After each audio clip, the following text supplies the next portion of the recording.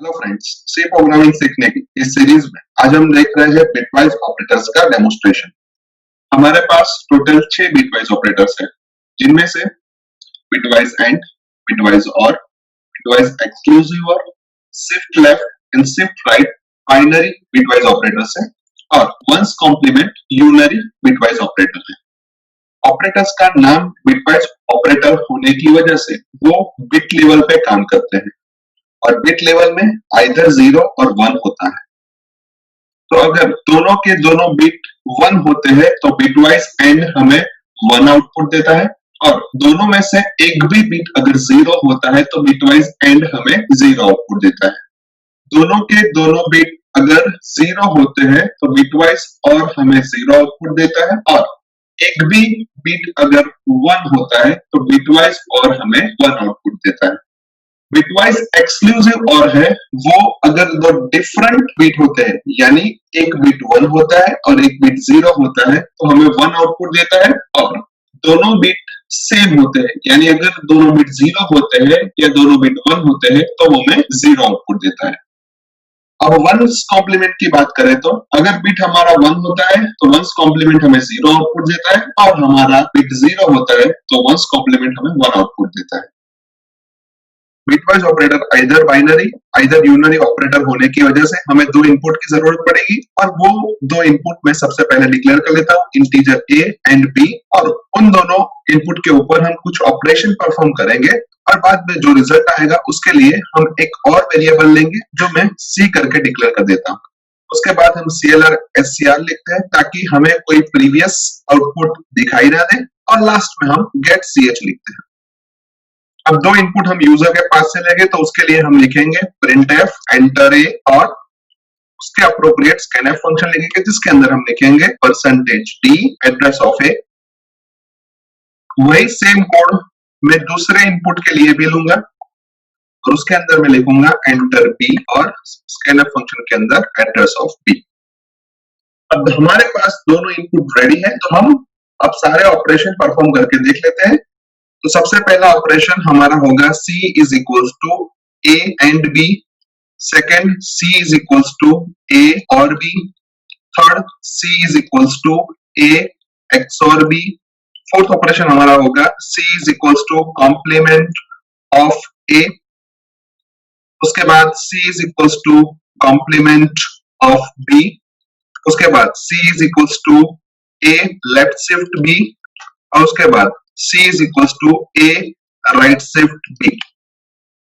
अभी सारे के सारे एक्सप्रेशन हमें कोई ना कोई आउटपुट दे रहा है, वो आउटपुट प्रिंट करवाने के लिए हम एक printf फंक्शन लिखते हैं और वो printf फंक्शन हम सभी एक्सप्रेशन के बाद लिखेंगे। तो सबसे पहले मैं एंड का ऑपरेशन शो करने के लिए एक printf फंक्शन लिखता हूं और जिसके अंदर मैं लिखता हूं a and b is equals to %d और उसके अप्रोप्रिएट जो भी हमें वैल्यू मिलेगी तो हमें c की वैल्यू प्रिंट करवानी, तो मैं यहाँ पे c की वैल्यू प्रिंट करवा देता हूँ।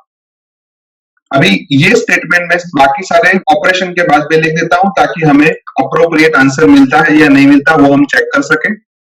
अभी सारे के सारे एक्सप्रेशन के बाद मैंने एक प्रिंटफ फंक्शन रख दिया ताकि वो हमें सही तरीके से आउटपुट देता है या नहीं देता वो हम चेक कर पाए। अब हम प्रोग्राम को सेव कर देते हैं। सेव करने के बाद हम कंपाइल करते हैं प्रोग्राम को, कंपाइलेशन में कोई एरर नहीं है तो उसके बाद हम प्रोग्राम को रन करके देख लेते हैं। अब यहाँ पे हमें a की वैल्यू पूछ रहा है जो हम 5 इंसर्ट करेंगे, b की वैल्यू पूछ रहा है जो हम 2 इंसर्ट करेंगे और उसके बाद हमें कुछ आउटपुट दिखाई दे रहे हैं। अब 5 जो कि एक इंटीजर वैल्यू है और 2 जो भी एक इंटीजर वैल्यू है तो हमें उसको रिप्रेजेंट करने के लिए 16 बिट्स की जरूरत पड़ेगी। तो 5 का 16 बिट रिप्रेजेंटेशन आपको दिखाई दे रहा होगा कि फर्स्ट 13 बिट 0 है और उसके बाद 101 है और b यानी 2 का रिप्रेजेंटेशन है जो कि फर्स्ट 13 बिट 0 है और उसके बाद 010 है।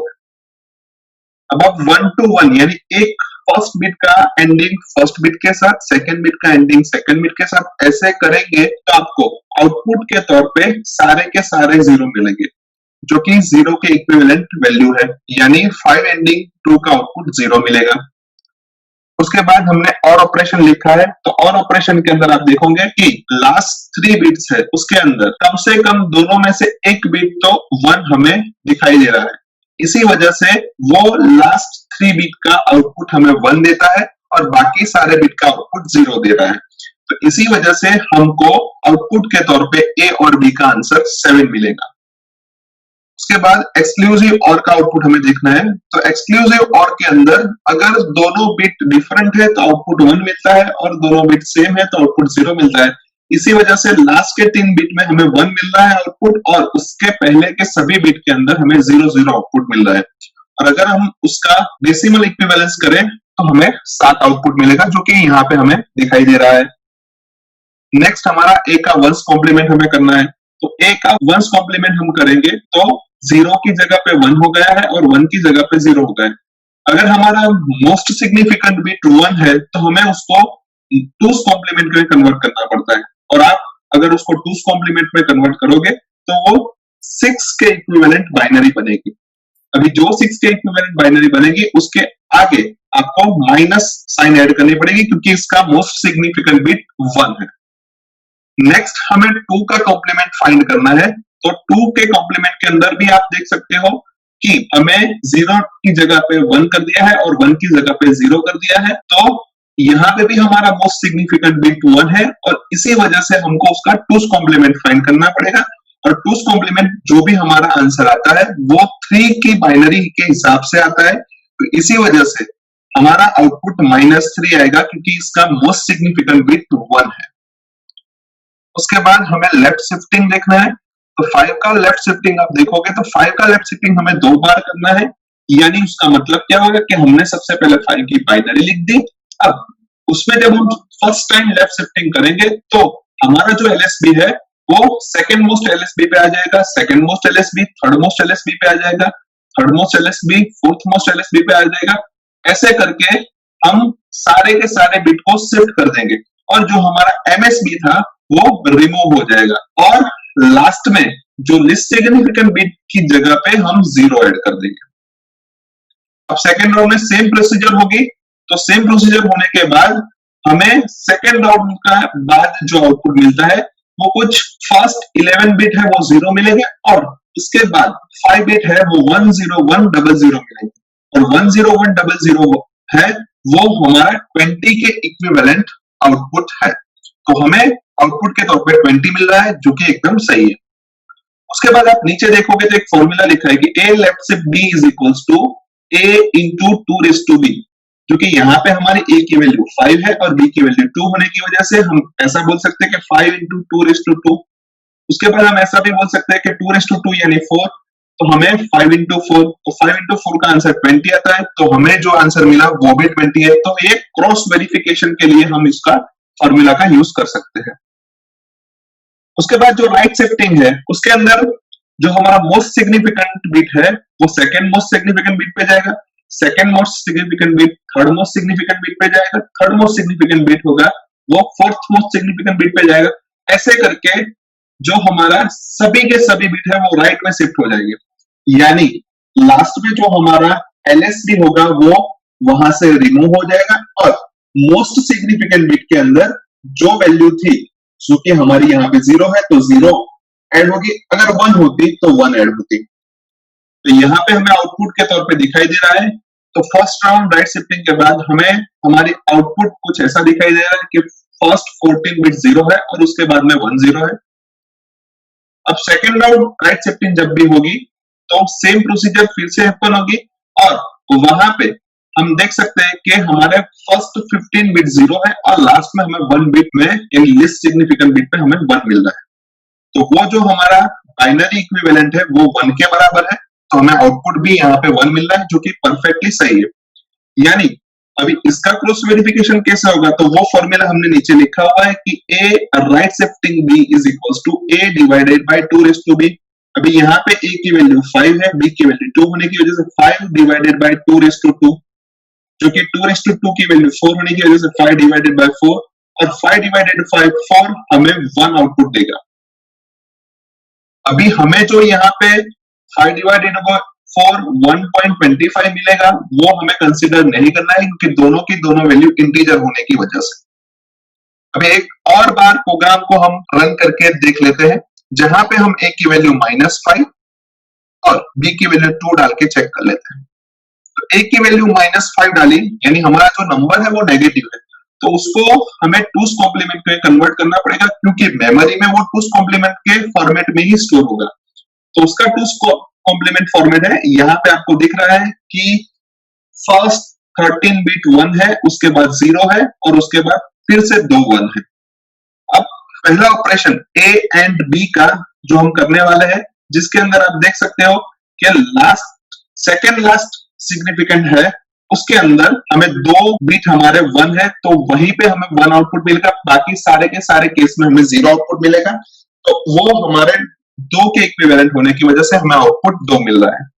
उसके बाद ऑरिंग ऑपरेशन हमने जो करना है, उसके अंदर हमारे -5 के फर्स्ट 14 बिट 1 है, तो वो डायरेक्टली हमें 1 ही मिल जाएगा, क्योंकि अगर एक भी बिट और में 1 होता है तो हमें आउटपुट के तौर पे 1 मिलता है। 14 बिट में दोनों बिट 0 है, इस वजह से 0 मिल रहा है। 15 बिट के अंदर हमें दोनों 1 है, इस वजह से 1 मिल रहा है, और 16 बिट के अंदर हमें 1 और 0 है, वो हमें 1 आउटपुट दे रहा है। अभी हमारा MSB 1 है, तो यानी हमें फिर से उसको टूस कॉम्प्लीमेंट में कन्वर्ट करना पड़ेगा, और टूस कॉम्प्लीमेंट में कन्वर्ट करने के बाद हमें a और b की वैल्यू -5 मिल रही है। नेक्स्ट हमारा XOR ऑपरेशन है, तो XOR ऑपरेशन भी हमें सिमिलर इनपुट पे 0 आउटपुट दे रहा है और डिफरेंट इनपुट पे हमें 1 आउटपुट दे रहा है। तो सेकेंड मोस्ट LSB और थर्ड मोस्ट LSB जो हमारा है, उसके अंदर ही हमारा सिमिलर इनपुट है, बाकी सारे केस में हमारा डिफरेंट इनपुट होने की वजह से हमें वो डिफरेंट आउटपुट दे रहा है। इस वजह से आप देखना चाहो तो A XOR B का आउटपुट जो भी है वो फर्स्ट 13 बिट में 1 मिल रहा है, 14 और 15 बिट में 0 0 और लास्ट में 16 बिट यानी लीस्ट सिग्निफिकेंट बिट जो हमारा है वो हमें 1 मिल रहा है। अभी यहाँ पे भी हमारा MSB 1 होने की वजह से हम उसको टूस कॉम्प्लीमेंट में कन्वर्ट करेंगे, और अगर टूस कॉम्प्लीमेंट में कन्वर्ट करेंगे तो उसका इक्विवेलेंट हमें वैल्यू मिलेगी 7। यहाँ पे MSB 1 होने की वजह से हम आउटपुट के तौर पे -7 लिखेंगे। उसके बाद a का कॉम्प्लीमेंट है। अब a का कॉम्प्लीमेंट आप देख सकते हो कि सीधा हमें 4 मिल गया है, क्योंकि यहाँ पे MSB हमारा 0 है, इस वजह से हमें कोई टूस कॉम्प्लीमेंट करने की जरूरत नहीं है। अब यहाँ पे हमें b का कॉम्प्लीमेंट करना पड़ेगा, तो b का कॉम्प्लीमेंट करेंगे तो मोस्ट सिग्निफिकेंट बिट 1 आता है। अब ये 1 आने की वजह से हमें हमारे पूरे आंसर को टूस कॉम्प्लीमेंट में कन्वर्ट करना पड़ेगा। टूस कॉम्प्लीमेंट के कन्वर्ट करने के बाद जो हमें बाइनरी मिलता है वो हमारे 3 के इक्विवेलेंट है, यानी हमारा आउटपुट है वो -3 आएगा, क्योंकि यहाँ पे हमें परफेक्टली सही मिल रहा है। उसके बाद लेफ्ट शिफ्टिंग की बारी है, तो लेफ्ट शिफ्टिंग के अंदर हमने आगे भी देखा था कि जो हमारा लिस्ट सिग्निफिकेंट बिट होता है वो second most least significant bit बन जाता है, second most least significant bit वो third most least significant bit बन जाता है, और ऐसे करके हम पूरे का पूरा शिफ्टिंग करते हैं। तो फर्स्ट राउंड शिफ्टिंग के बाद हमें कुछ आउटपुट मिल रहा है, उसके ऊपर हम सेकेंड राउंड का शिफ्टिंग करते हैं तो हमें कुछ ऐसा मिल रहा है कि फर्स्ट 11 बिट 1 मिल रहा है, उसके बाद 12th बिट 0 मिल रहा है, 13 एंड 14 बिट हमें 1 मिल रहा है, और 15 और 16 बिट हमें 0 मिल रहा है। अभी यहाँ पे भी हमारा MSB 1 आने की वजह से हमें उसको टूस कॉम्प्लीमेंट में कन्वर्ट करना पड़ेगा, और टूस कॉम्प्लीमेंट में हम कन्वर्ट करते हैं तो वो जो हमारा बाइनरी इक्विवेलेंट आता है वो है 20 के बराबर, यानी A लेफ्ट शिफ्टिंग B का आंसर हमें आएगा 20, और MSB 1 होने की वजह से हम यहाँ पे -20 लिखेंगे, जो कि परफेक्टली सही आंसर है। लास्ट में हम राइट शिफ्टिंग कर रहे हैं, तो राइट शिफ्टिंग के अंदर हमें पता है कि जो मोस्ट सिग्निफिकेंट बिट होता है वो सेकंड मोस्ट सिग्निफिकेंट बिट पे जाता है, सेकंड MSB जो होता है वो थर्ड MSB पे जाता है, थर्ड MSB फोर्थ MSB पे जाता है, और ऐसे करके पूरा हमारा राइट साइड शिफ्टिंग होता है। अब यहाँ पे जो हमारी फर्स्ट टाइम जो मोस्ट सिग्निफिकेंट बिट था उसके अंदर 1 था, इस वजह से फर्स्ट राउंड के अंदर हमें 1 ही अपेंड करना पड़ेगा। अब सेकेंड राउंड जो राइट शिफ्टिंग हम कर रहे हैं उसके अंदर भी आप देख सकते हो कि पूरे का पूरा शिफ्ट करने के बाद हमने आगे मोस्ट सिग्निफिकेंट बिट में 1 लिखा है। अभी यहाँ पे हमारा जो मोस्ट सिग्निफिकेंट बिट 1 आया, उसकी वजह से क्या हुआ कि हम उसको कन्वर्ट करेंगे पूरे का पूरा टूस कॉम्प्लीमेंट में, और उसका टूस कॉम्प्लीमेंट जो भी आता है वो हमें मिलता है -2 के बराबर। तो यहाँ पे भी हमें आउटपुट वो -2 ही दे रहा है, जो परफेक्टली सही वैल्यू है। आई होप कि बिटवाइज ऑपरेटर के बारे में आपको अच्छी समझ आ चुकी होगी।